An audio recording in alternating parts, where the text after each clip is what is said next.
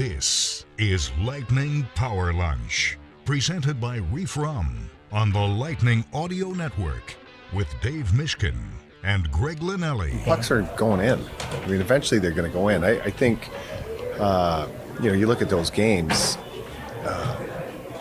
we ran into some pretty good goaltending, and the power plays, chipping in now, and so it's funny, man. When you play 82 games, they're not going in every single night, and I'm just happy that we were able to stop that skid, because it's tough. You lose 4 in a row, and whatever small little lead you had is gone, and so to jump on the road here and pick a couple ups, it's good. Offensive explosion last night. Man, wasn't a great defensive performance. You're going to have that from time to time. I'm going to talk about it with my partner who called the game last night, Dave Mishkin. He's not outdoors. No. It does look like it, partner, that you are yes. Well, ready for Christmas. The Lightning did put up a snowman last night, so that's a good point. Yeah, you want the backstory on this? Yeah, for please. Where are you? Those of us who are watching the video feed, and I'm watching you in the video feed. So the Islanders have a practice rink. It is very close to their old building, the Nassau Coliseum. This is a beautiful facility, by the way. Long Island University plays here, men's hockey and women's hockey. There are 2 sheets. This is where the Islanders practice. So like a lot of practice rinks, what we call practice rinks, but they're just rinks for most other people where, they go to play, there is kind of a lobby area. Yeah. Usually like here, for example, there's a fairly extensive Islanders pro shop where you can get Islanders gear. Often there is like a concession stand. I didn't see one here. They had vending machines and a very nice view of the outside. All of that is temperature controlled. When you get to the actual spot where the rinks are, though, it is cold with a capital C. That is pretty much across the board in any of these rinks that you would go to, more so than the NHL arena. So I kind of scouted out this area, and I'm like, I can't really do the show in a warm area. I'm going to be like, who is this guy talking? Like there's, people walking around, and there really wasn't a place to set up. So I'm like, well, this is where the Lightning are practicing at 1 p.m. Yeah. So they'll be coming out as we're wrapping up. But this is actually from a convenient standpoint with like the setup and the table and the view. Steve's great view. I'm like, yeah, I know. So I'm going for picturesque. I'm not going for comfort. So I am Are you dressed. standing? Are you standing? No, I'm sitting? seated. Okay, yeah, I'm seated. seated. I couldn't tell. So the rink behind me, this is the LIU rink. The Islanders actually practiced at the other rink that didn't have as many stands. This has a fair number of seats in it, though, this rink. So anyway, looks nice. It'll be just me until probably about 12:45. Then the players will start streaming out. But had I faced the rink, you would have seen just a concrete wall behind me. So, look, I'm learning, right? I'm a radio guy. I'm not really thinking about cameras, but... No, it's a good thing you brought your hat, too. Yes, well, right? Outside is cold. So I was bringing this anyway. But I'm like, I was not thinking that I was going to be wearing it on the air, but here we are. For those who are going to the outdoor game on February 1st, Stadium Series, I think we all hope that you be dressed like me, because that means that the weather will be nice and chilly and the ice conditions will be fantastic. We'll see. Obviously, the big news yesterday with the jersey reveals. And yeah, we talked about that a little bit during the first intermission when it came out. Yeah. And look at Steve right on it. I know. So, Victor Hedman. So for those audio listeners, Victor Hedman. Yeah, he has a hat, he has the jersey, and a scarf. Now, how many people do you think will get all 3 of those things right there? Jersey, hat, and scarf, just to pull it off. I think most people will. I think they look pretty sharp. I actually kind of like the color. I think you and I were talking about this beforehand. I'm not a huge jersey person. I don't wear jerseys. Yeah. You were in the minority among Oh, for sure. sports I'm definitely in the minority. fans. Yeah, for sure. And I'm more simple. I like just a couple of colors. I don't like things that are too poppy, and maybe that's why I think some of the newer jerseys that are a little more flamboyant, I'm not as excited about. I actually really like the Lightning jerseys. I think that blue-white is just a really good look. To a degree, this has it a bit. And as we're kind of showing these to the audience who are checking it out live here. I'm okay with it. I think it will be interesting. You know, for the announcers, it's going to be more about the numbers and what does that look like, and the fans in the that's true. The stadium too. You know, so how does that look, particularly from maybe where you're going to be calling the game? I think obviously as the announcer, you're going to want to check that out for sure. But, you know, my initial response is I like anything with blue in it. And I think this has a couple of different shades of blue, and I like it. I think they're sharp. Yeah, and we can get feedback from the fans. I mean, look, it's like anything else. Some people are going to love it. Some people are going to be fine with it. And some people are going to say, I wish they did something else. But like, very happy with it. I'm sure that the fans are going to be very excited to get the jersey and the accessory gear on top of that. And we look forward to the game on February 1st. Yeah. So we thought it would be about 6 weeks in advance, and it was, right? Yeah. A little more than 6 weeks. These jerseys, it's you want it that to they look would reveal good, the jerseys, right. I mean. Yeah. It's more about remembering the event and, you know, taking, it's not going to be a souvenir, but you understand where I'm going with it. Eventually, this will be something that you can look back on and say, hey, remember that outdoor game? This was the jersey. And it's pretty cool that it was shown yesterday. But I know Steve is texting us about where people you can order them now. TampaBaySports.com. Mm-hmm. And they're on sale at Benchmark International Arena starting Monday at noon. So make sure that you do that. All right, so let's get to the game. Yeah. Yeah, you know, New Jersey, we had talked about, had a couple of big guns out offensively, but that didn't stop them from generating some offense last night. But the Lightning, you know, we kind of talked about this, hinted at it, you know, with the floodgates open for a couple of players who had been struggling. I didn't realize the floodgates would open collectively as the team, scoring 8 goals in a game. And while the Lightning at one point had 4, I think we were saying, look, you don't need to chase 5. Just prevent the other team from getting, you know, to 4 themselves. It didn't really happen that way, but look, sometimes games in an 82-game season go like that. I'm going to take from this game, partner, 8 is a nice number. That's great. You get 2 points. So, again, you're building a little momentum from that perspective. You had a lot of people contribute, which is always great offensively. But is this the game we're going to look back on? And there's no answer to this. We're just speculating that, you know, Oliver Bjorkstrand found some mojo, found whatever he was missing, and that maybe it wasn't this game because, you know, maybe the previous couple, he was starting to get an assist here and there. But did you feel like maybe this could be the game when we look at his production that we said, okay, he's going to take off a bit and to a lesser extent, maybe even on the same level, that Braden Point is starting to find a little bit of rhythm as well. 2 big components of what the Lightning want to do offensively. And 2 big components on that first power play unit. Yes. And the Lightning scored 2 power play goals. Correct. Last night, Bjorkstrand was involved in both of them. On the Gensel power play goal, it was his shot that led to the open net rebound, and then he scored the other one. So we are going to see if what I proposed, and I think you agreed with me when I said it, I'm certain I said it yesterday, and I think I've repeated myself. So yesterday wasn't the first time I said it, but it was in response. You know what? A fan asked, should they sit Bjorkstrand? And what I said was, I believe that for him, he needs to have something good happen, and then let's see if he takes off. So something good happened last night. He scored 2 goals. He had an assist. Goals that he scored, almost just as significant that the goals that he scored came in the order that they came in. So one was a slam dunker at the back post. That was the second one. The first one, both plays started with Gensel passing him the puck. Yeah. It was his first goal, though, where he got open. I mean, he was close to the net, but he was on the other side of the ice like he's a righty. He was on the left side of the ice, bottom of the circle.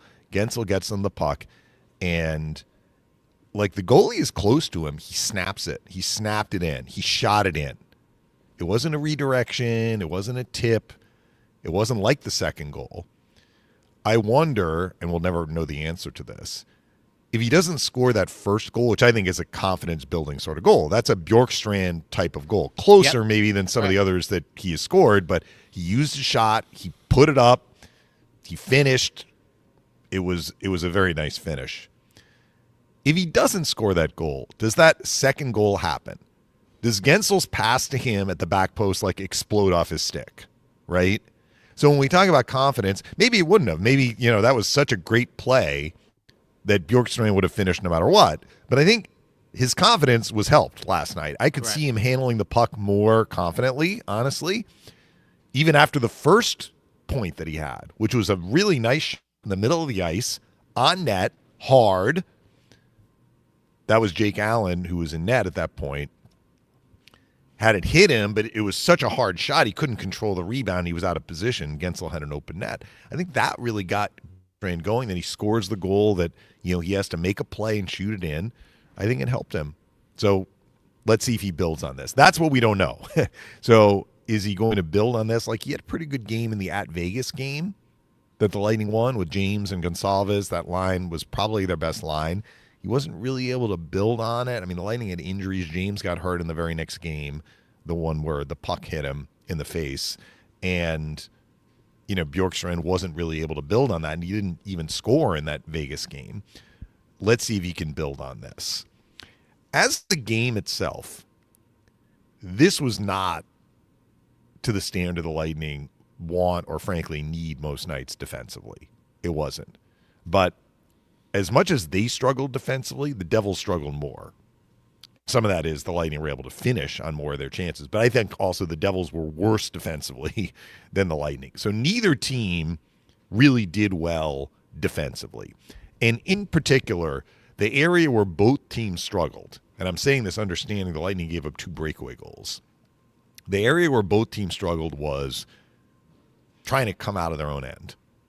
Either the other team had it and they couldn't get it away, or they had it, the defensive zone team had it, and they had a turnover, and the puck stayed in. And that was really true in the first period for both teams, where it was almost like wherever the puck was, like that defensive zone team had some anxious moments.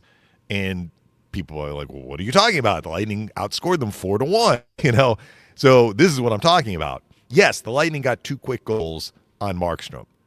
And the first one started because Sabrin intercepted. I mean, it wasn't a hard, clear attempt.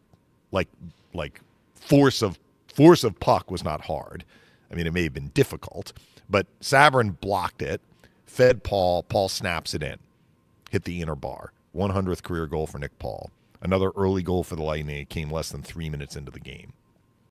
A Radish bomb makes it 2-0 less than a minute later. From that point, the Devils put on relentless pressure. And so the Radish goal came at 3:48. Luke Hughes scores at 7 minutes. So 3 minutes and 12 seconds after Radish scores, Hughes gets the Devils on the board. That was the 11th shot on net the Devils had in that game. They finished with 15 first-period shots. Yeah. But 11 of those came in the first 7 minutes. And you can look at the chances that they generated. Like, there were some really tough saves for Johansson. I remember Bratt walked out of the corner, had 2 jam-in attempts. There were point blanks from other areas. Hughes makes a really nice spin move on Sabrin. Made a spin move, got to the circle, roofed it. At one point, was it Cotter? Cotter hit the crossbar. Yeah. That was not even a shot on net. That hit the crossbar and went out of play. The Devils were extremely dangerous in the first period, and a lot of it came off of miscues the Lightning had in their own zone. But they also did that to the Devils, and the Devils did it to themselves, where the puck was in the New Jersey end, and the Devils couldn't execute out of trouble, and the Lightning were able to make a play. Now, what happened for the rest of the first period was kind of what we saw at points in the game, in that when the Devils scored, the Lightning had an answer. And their third goal was not off the forecheck, it was off the rush.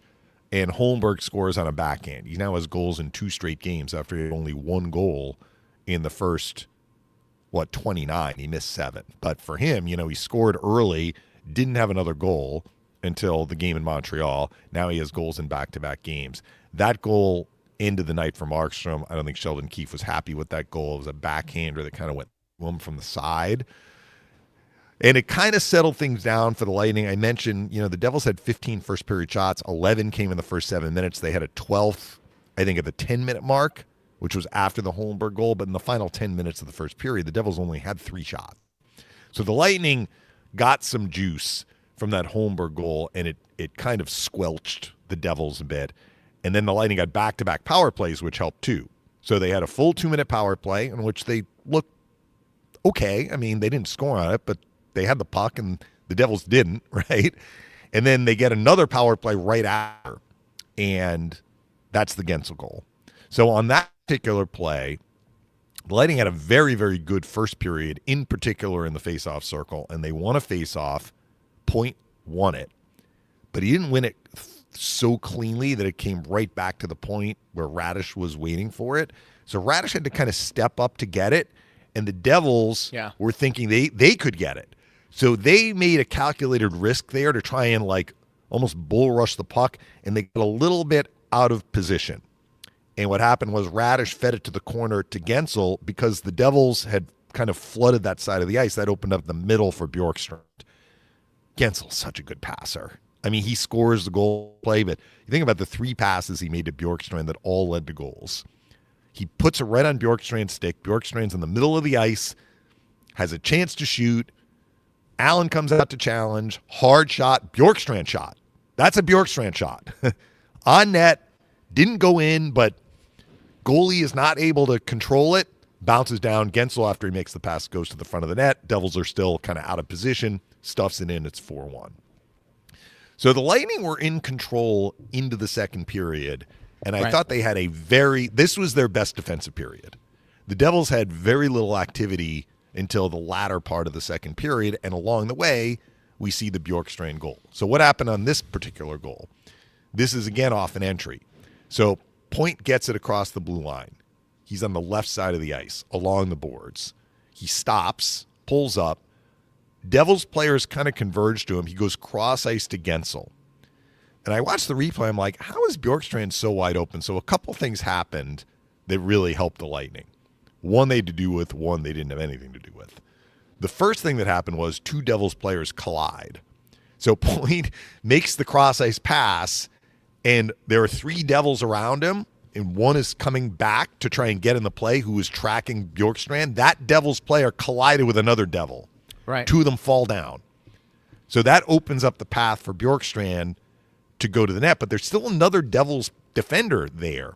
So the second thing that happened, Lilleberg goes to the net. So that Devils defender goes to Lilleberg, which opens up Bjorkstrand. Gensel gets on the puck. He gets a grade A. He finishes. It's 5-1. Lightning could have made it 6-7, 8-1. Like, they were all over the Devils. Allen was making, on a night where he gave up 5 in a relief role, he had to make some tough saves. The Devils, really, their first ozone shift yields a power play. Like, they finally got it into the offensive zone. They finally had a little activity. They get a power play, and Bratt scores on a line change. Like, they cleared the zone, the Lightning did. They were going for a change, and the Devils reversed it quickly. Bratt is a terrific player. He got loose. We've seen him finish 4 against the Lightning, including earlier this year. On a shorthanded goal, he scores. So now it is 5-2, and the Devils, all right, we got a little something going. What happens? The Lightning tack on another goal. That was the Hagel goal. That was a very impressive goal because the Lightning had drawn a penalty. So Johansson went to the bench for 6-on-5. They had it in the offensive zone for probably a good 30 seconds. They had 2 shots, including one from Kucherov that, like, Allen made a miraculous save on. But the Lightning kept with it. Kucherov goes cross-ice to Hagel, and from a very rough angle, he scores. So the Lightning get their 4-goal lead back at 6-2 going into the third. We wanted just a cruise control third period, kind of like what happened in Montreal. Did not happen. Lightning had all kinds of problems clearing puck. They were giving up chances. They gave up 16 shots. They gave up a whole boatload of scoring chances. Twice the Devils chipped away. They scored a 6th attacker goal and a delayed penalty to make it 6-3. Late in the game, Cotter on a 4-on-4 scores on a breakaway as the Lightning had a breakdown. That at the time made it 7-4, but each time the Devils scored again, the Lightning had an answer.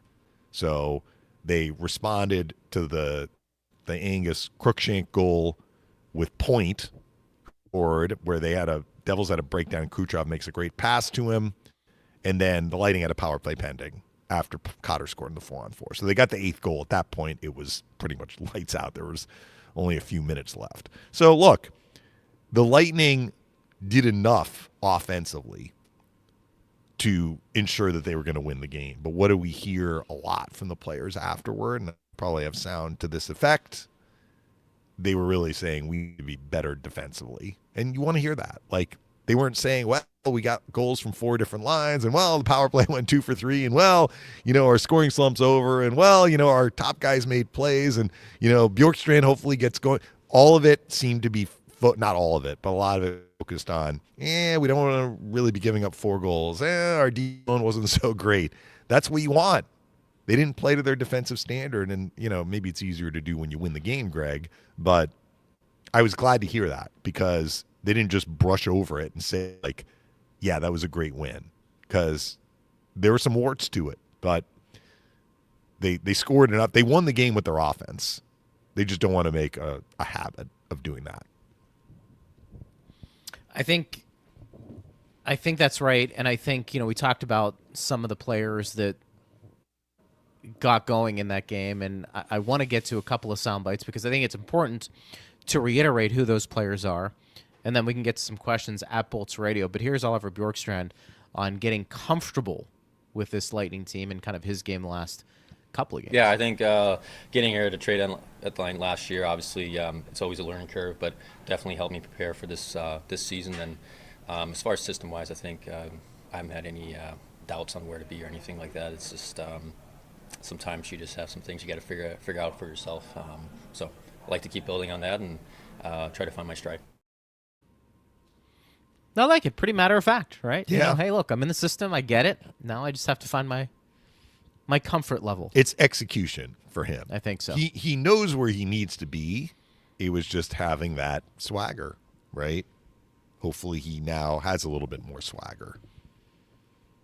And that's what you want. People were like, how did Bjorkstrand score all these goals? In a fairly limited time with the Lightning score 5 goals. Mm-hmm. I forget how many games he played in the regular season before he had his injury, but it wasn't a lot. I mean, was it 19 maybe? 15 and 20, yeah. Jared, can you go find it? 5 goals in 19 games is not bad, right? That is his pace. He's a 20-goal guy, right? Did I get it right? Hold on. 18. 5 goals in 18 games. So there you go. Yeah, not bad. Yeah, you're right. You prorate that out to a full season, multiply it by 4 bouts. You're at 20 goals. And this year has been the aberration, but he has time now to hopefully get rolling. Let's see if he can go on, as they say, a heater. Even if he doesn't go on a heater, just playing the way that he normally plays, I think, would be a relief for him and really help the Lightning. Here's Braden Point over the last 2 games. Tough stretch there for sure for us. But I've liked the way we played last couple games. I think there's still some things to clean up defensively. I thought Joe played a great game tonight against a really skilled team. But for the most part, I like where our game's going. Looks like Braden Point also got a new hairdo. Yeah. You notice that a little bit. You have freshen up, Well, he missed the hair. game, so he had time to go for a haircut, I guess. I hear you. I want to hear Coop on Bjorkstrand, and then we can get some comments. Also, probably should get into Victor Hedman a little bit too. Yes. And where he is. But here's Coop. What was great for him tonight, I mean, he's had his chances and, again, haven't gone in for him. And that's, he's getting rewarded now for he's had last couple of games. He's played pretty well with us. But instinctive shooter, that thing gets on his net or on his stick, he can put it in the net. And I think he was probably gripping it a little bit, maybe missing the net at times, trying to place pucks in the net. And it's just like, just shoot it. That's what you've been doing your whole career, and I think it's paying off for him. I would agree. That was on Bjorkstrand. And he does have a quick release. And it's just a matter of finding the net a little bit more, and we'll kind of see what happens. The Victor Hedman situation, partner, I don't know what to make of it other than whatever it is, just take as much time as you can to figure it out. Well, I think heal. they've done that, Greg. Yeah, heal, and let's come back whenever you're ready. We'll get some clarity, I think, in the next couple of days, because it sounded like they are going to get clarity in the next couple of days. And look, the Lightning aren't always, in fact, they're usually not forthcoming about specific injuries unless it is long-term. And they may not say what the injury is, but they'll give a timeline, right? And I mentioned this on the air. Look, I don't have any inside information. I know that I represent the team. We're on the show 5 days a week. We get questions from fans often about, like, what's happening with this injured. I have no inside information. I know what everyone else knows if they listen to what is spoken to the media, okay? But if we read kind of the tea leaves about, like, how this has unfolded. Victor Hedman played in a game, a home game against Washington. He finished that game. He was out on the ice near the end of the game. That was his last game. Like, the next game he was out. So he missed 12 games. It wasn't like a McDonough situation where he blocked a shot. It wasn't like a Crozier situation in Washington where you could see, like, he hit a rut, his ankle, twisted. It wasn't a Dominic James situation where he gets hit in the face with a puck. There was nothing obvious that happened. So the fact that he missed 12 games leads me to believe that he either tweaked something that wasn't obvious or he was dealing with something. One or the other. And like what you said is take as much time as you need. Right. How much time do you need? Like, part of it is, what is the protocol? Like, what is the best way to heal, right? And usually, and I think this does make sense, you try, let's just call it, less aggressive treatments first. And you see if that helps. Yeah. And, the fact that he missed a month meant that they gave it time. I'm sure he was doing rehab, getting treatment, was feeling better, got back on the ice, played 2 games, and then 1 period. And what Coop said is, it's the same injury. So whatever it is, it didn't get solved by missing 12 games. So they're like, okay, what's the next step? So I agree with you. Like, you want to take as much time as you need, but how much time do you need? Like, it is based on, like, what is it going to take to fix this? And I think that's what the second opinion is about. Does this mean, like, they try rehab, now they have to go to surgery, which is kind of what happened with Nick Paul, right? Like, Nick Paul, why did Nick Paul miss the beginning of the season? He had this injury. Yeah. They tried to rehab it because you prefer not to go to surgery first, right? You prefer to, like, find other ways to heal an injury, and you try that, and sometimes it just doesn't work, and you have to get the surgery. That's what happened to Nick Paul. I don't know if that's Hedman's situation. We'll get clarity on it. But that's kind of the vibe here. And it may not be surgery. Maybe there's something else that they do. But clearly whatever they tried over that month did not solve the problem, because we heard from Coop that it was the same injury.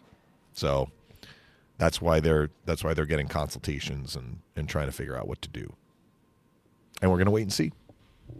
Hungry for Power Lunch says, great call last night, Mish. Always appreciate your energy and your descriptive detail for us radio listeners. Really enjoyed listening to the last call too, Greg.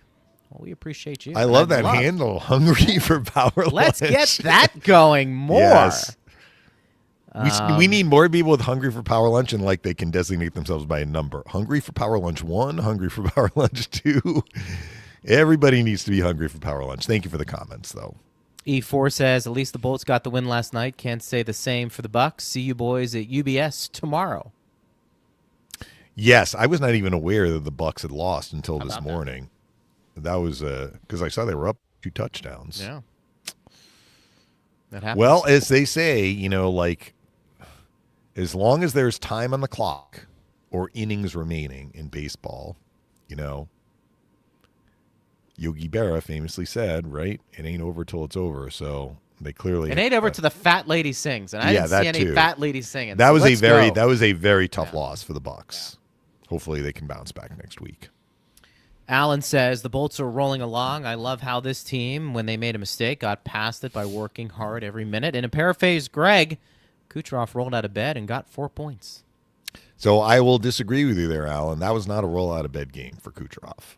But when you say that, you're kind of like, he wasn't as noticeable, but he still finished the night with 2 points. He was very noticeable last night.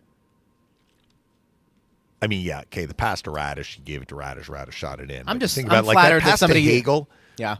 Well, I'm yes. flattered that he's paraphrasing. I should make a shirt out of that. Let's go. How about the pass to Hagel? I mean, how far did that puck go? Yeah. Like what is I agree. the width of the rink? 75 feet, 200 by 75? I mean, that thing really traveled 65 feet, maybe? Right on the tape, too. Right on the tape, yeah. And quickly enough so that Allen couldn't get over. How about the pass to Point on Point's goal? Yeah. Fantastic night for Kucherov. He is, you run out of adjectives to describe him. So it doesn't do justice when you say, boy, he's a great player. Mm-hmm. Obviously one of the best offensive players of this generation. And the creativity, I think. He reminds me, and I'm going to give you a basketball analogy. A favorite of mine, I'm going to say growing up, because in my 20s, I think, is when he started to get into the NBA and do his thing, was Steve Nash. Mm-hmm. And very creative with how he would generate offense. Could use his right, could use his left. But like the stopping and the starting, the bounce passes. I mean, it was just go back and highlight on YouTube Steve Nash and just kind of watch how he conducts himself on the court. I feel like Kucherov's similar in that he's just, there's nobody really like him. Does that make sense? Yeah. And that's, I think, the beauty of his game. In today's game, there's nobody like Kucherov. I mean, No. we've made the Gretzky comparisons, and they're not identical, clearly. And Right.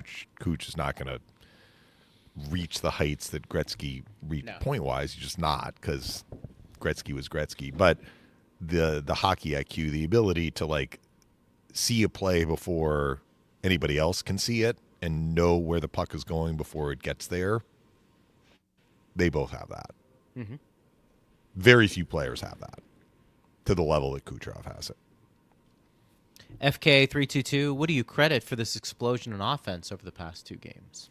Well, it's not like they weren't getting chances in the games where they were struggling to score. They are now converting on those chances, and once you start converting, I think your confidence starts growing. And look, how many shots did Darren Radish take from the point that did not go in over the course of the 4 games, including one off the post against Toronto in the 6-on-5? Last night, it went in. Nick Paul's goal, off the inner bar and out. Yeah. Maybe during the losing streak, that puck goes over the net.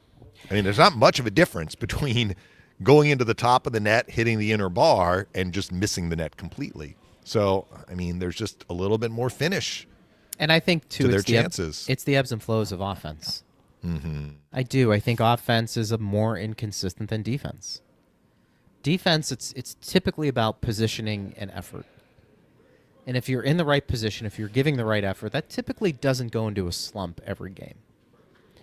Offense, look, a lot of things aren't in your control.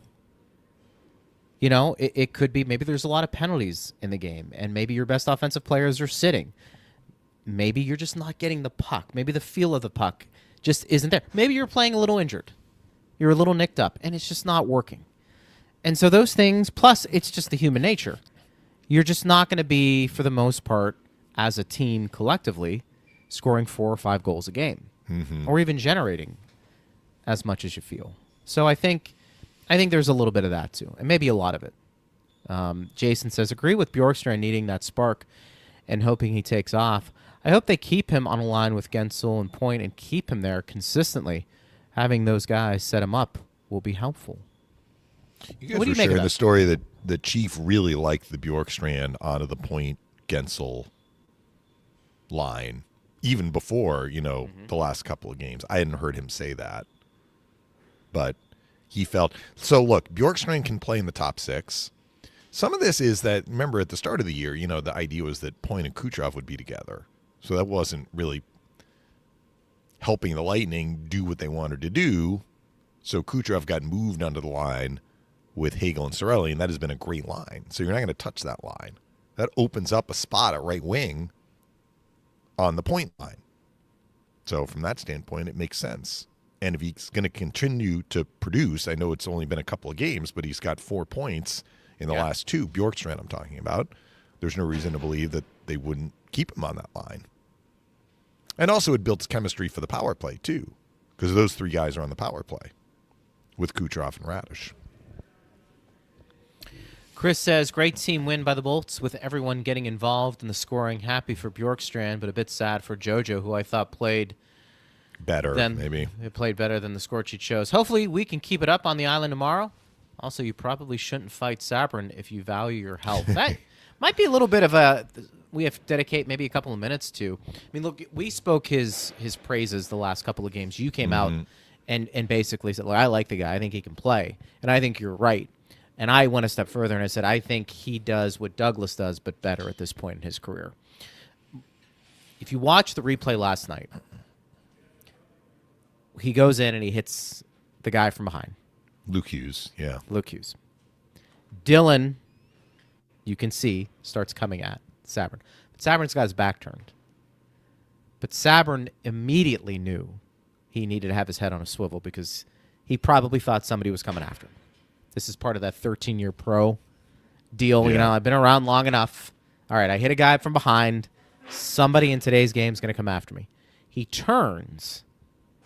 And I don't know if Dylan's a fighter or not. Yeah. I don't know what his track record is. I mean, he's tough. Maybe. He does tough. fight. Yeah.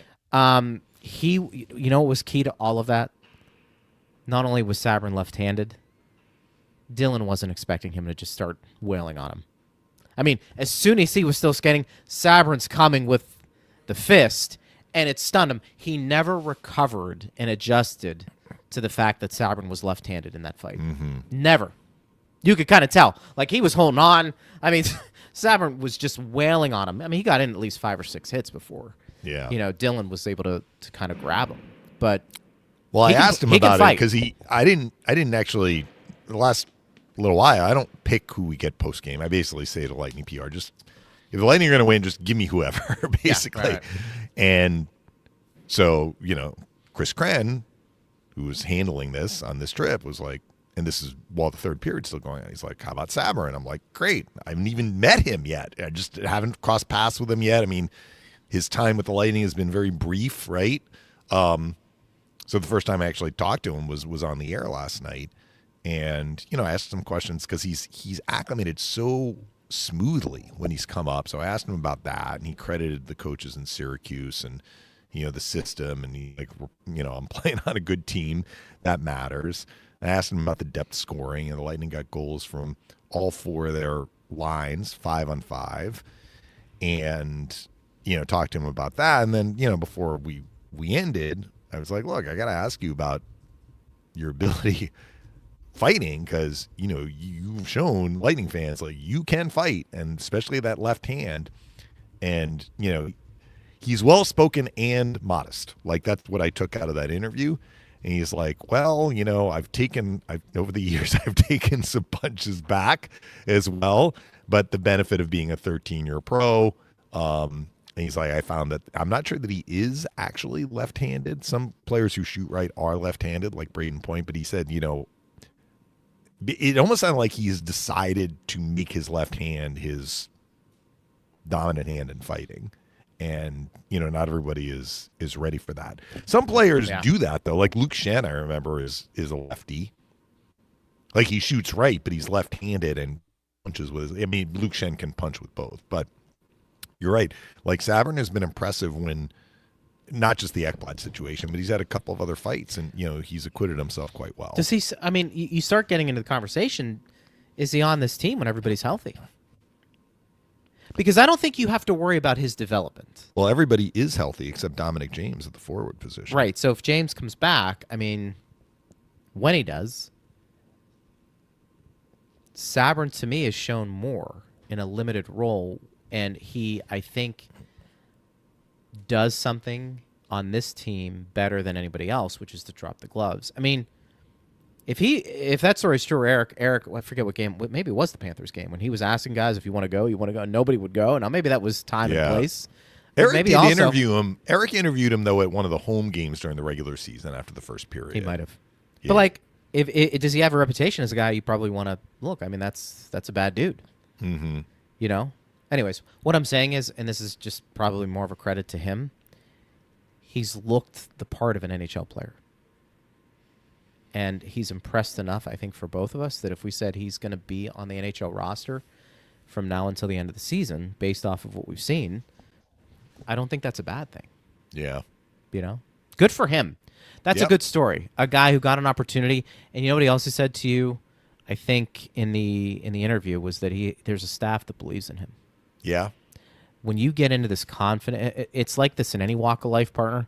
I mean, if you have people who believe in you and say, look, we know you're one of the damn best play-by-play guys out there, it makes you feel good.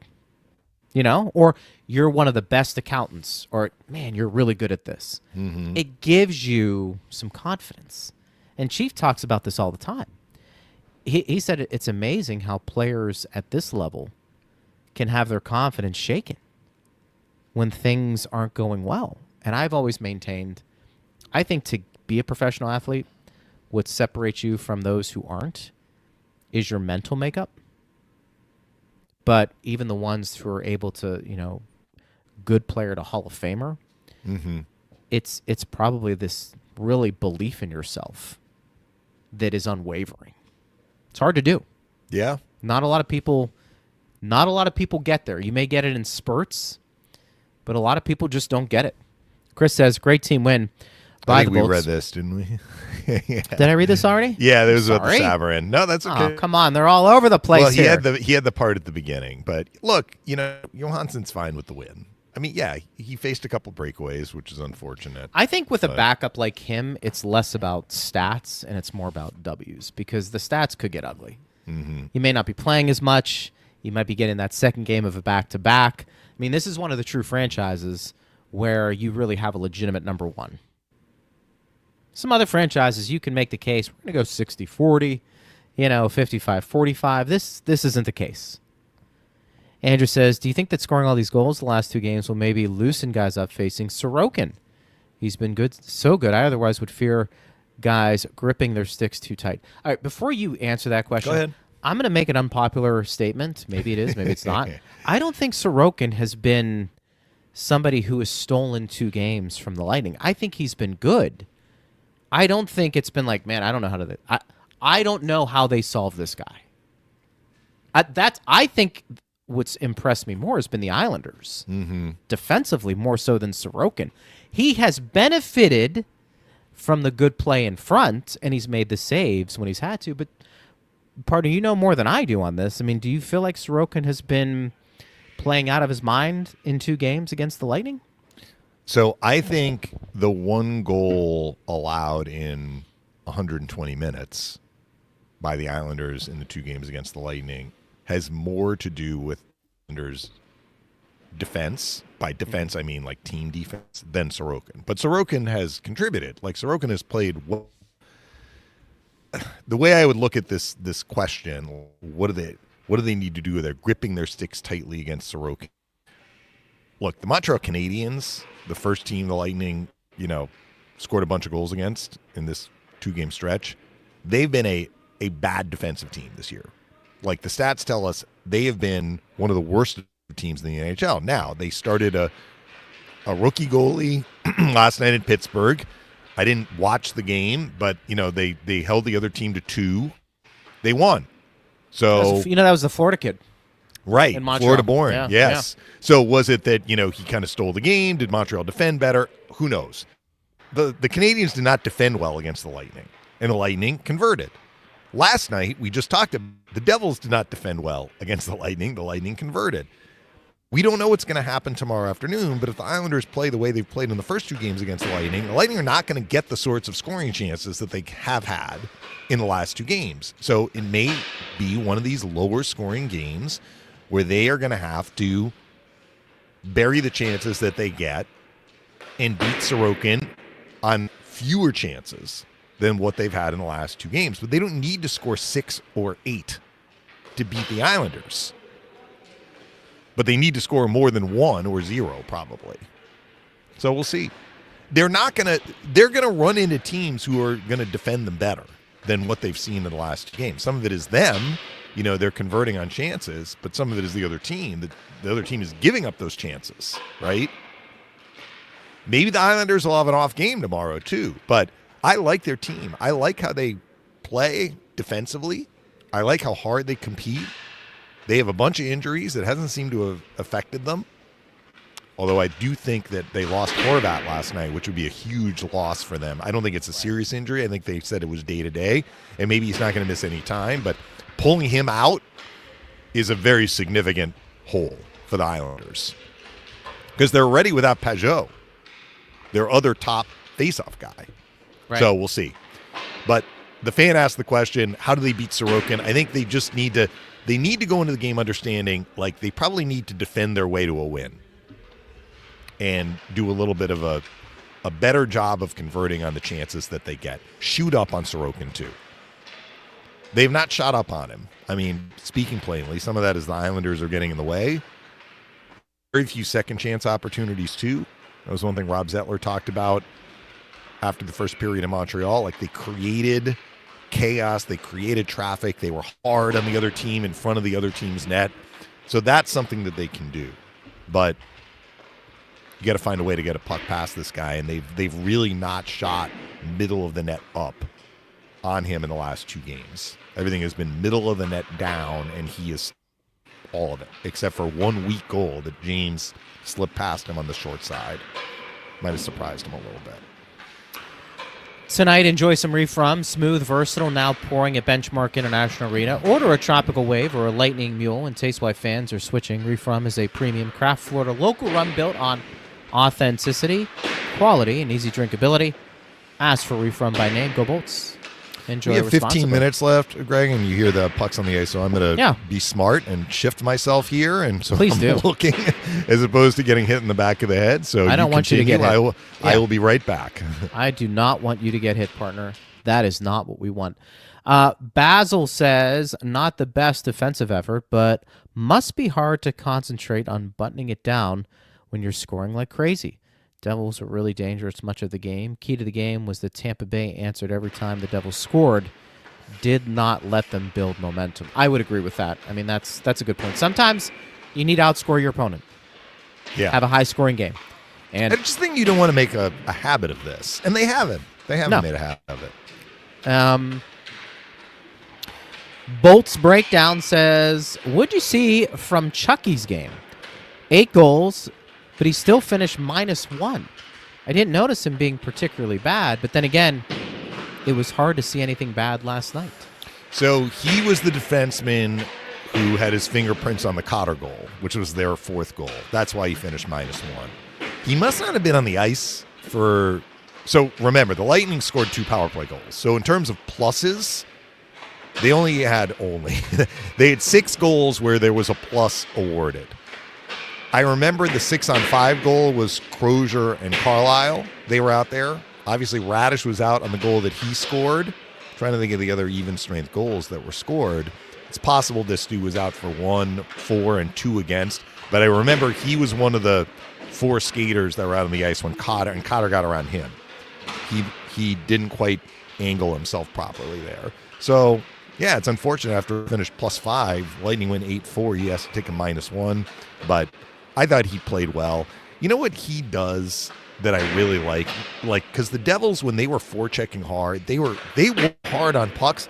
He is always hard on pucks. Yeah. I thought the way he pulled the rope for the Lightning last night, he made hard plays out of the defensive zone to help alleviate pressure, which is a part of his game. He, as Coop said, fairly early in his time with the Lightning, he is very, very strong on his stick. Remember him saying that? Yeah, Cooper, for sure. Yeah, no doubt. And I think that helps him navigate tough situations in the defensive zone where the other team is really like their teeth are bare, right? It's not a quiet forecheck. Like, you need to make a hard play to get out of trouble. he does that. Logan says this win had everything you wanted. Great offense, point scoring, Bjorkstrand finding the net multiple times, great power plays. New Jersey started to push back until the 8th goal. They all were done. Well, defensively, they weren't where they wanted to be. But other than that, I agree with the comment. Read here. Yeah, we read that one, but up on the screen. Going. Oh, yeah, let me get that out of the way.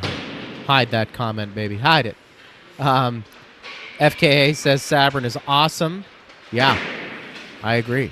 Anthony says, love the chemistry of this team. D moving up the ice. Paul with good wrist shot. Great to see after the last recharge episode. Yeah, nice cross promotion. That was about How Paul's about that? rehab, right? Yeah. That is not fun. I've never been through anything like that, of course, but I'm sure that was not where he wanted to be. He wanted to be on the ice with his teammates, and 100 goals for Nick Paul. Congratulations. It's a nice moment. To Nick. Addie says, in the Bolts Reddit group, we have referred to Sabrin as the legend.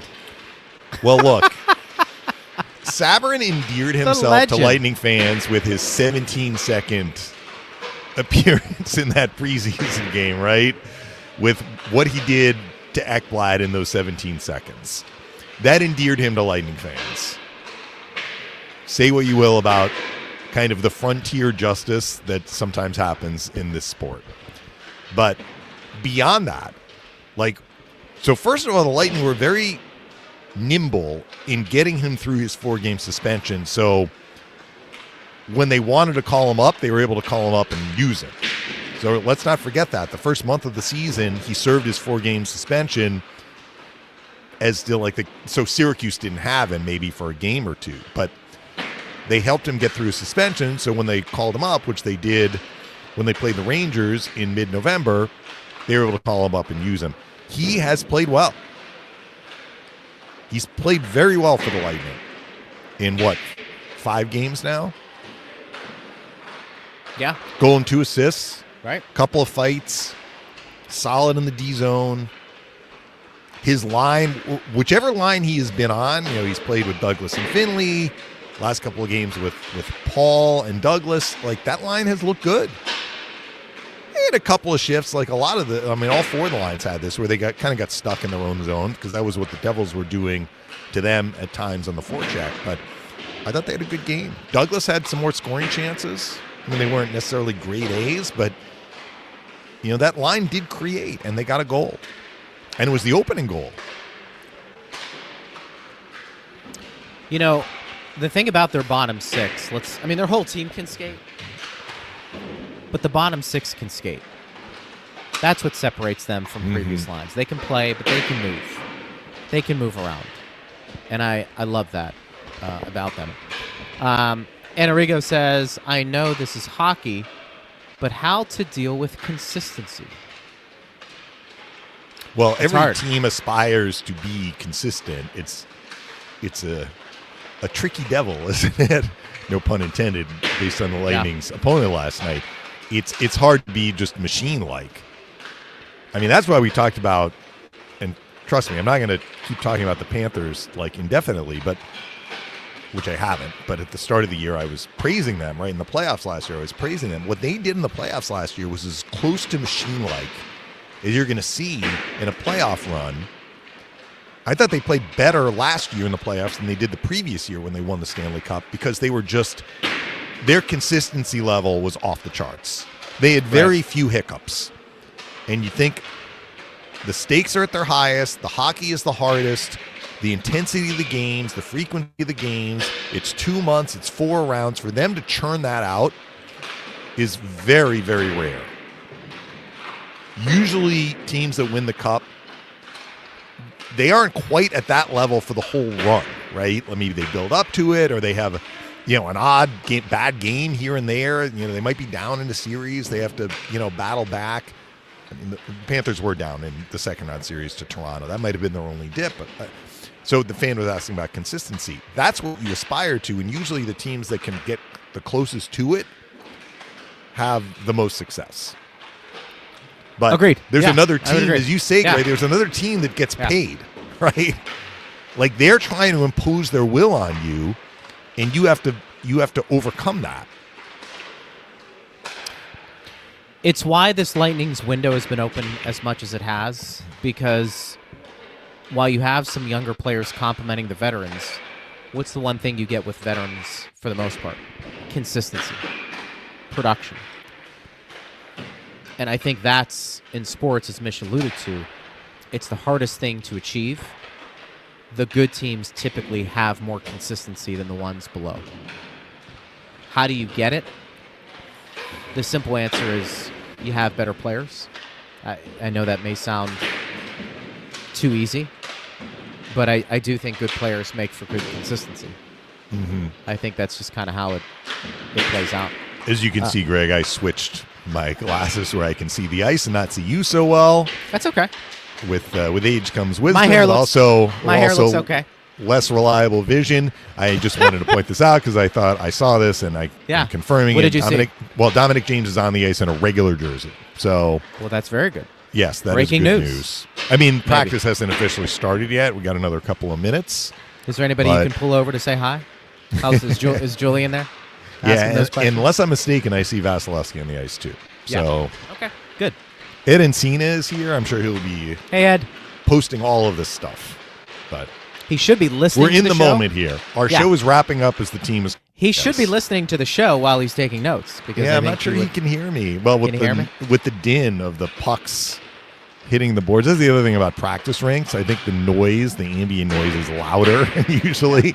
Maybe because the ceilings are lower than in the big buildings. I love it. Anyway.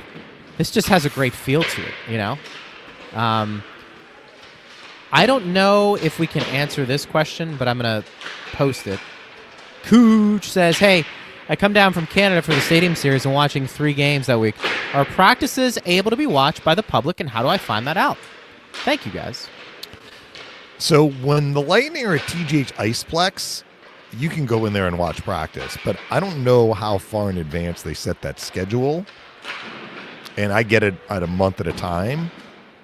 So, yes, I will get January's schedule and be able to see, because I assume the fan is talking about the games leading up to the Stadium Series. Yes, I would assume that part. I think there is a practice, though, at Ray J that's kind of a ceremonial thing. Steve might know about that. I think you I'm might not be sure right. If that's open to the public.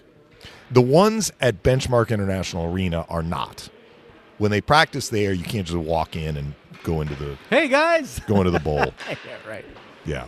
And that's for obvious reasons. Anthony, I mean, if you have business there, I guess you can, go into the concourse and see. So Anthony says Sabrin is more dangerous version of Douglas in fights and hitting, a bit more playmaking, but also a little more potential penalties. But I like Douglas's game lately. Sabrin has taken penalties. I mean, the one that he committed with the boarding Luke Hughes, then he had to fight. But he took one kind of his first go-around when he was up here that was a bad penalty that led to, I think, it was the goals. Vancouver game, I think. Yeah. And it was, I forget what it was. It was ill-advised, I think, and it cost them. And I think that's one of the negatives when you are a role player like that.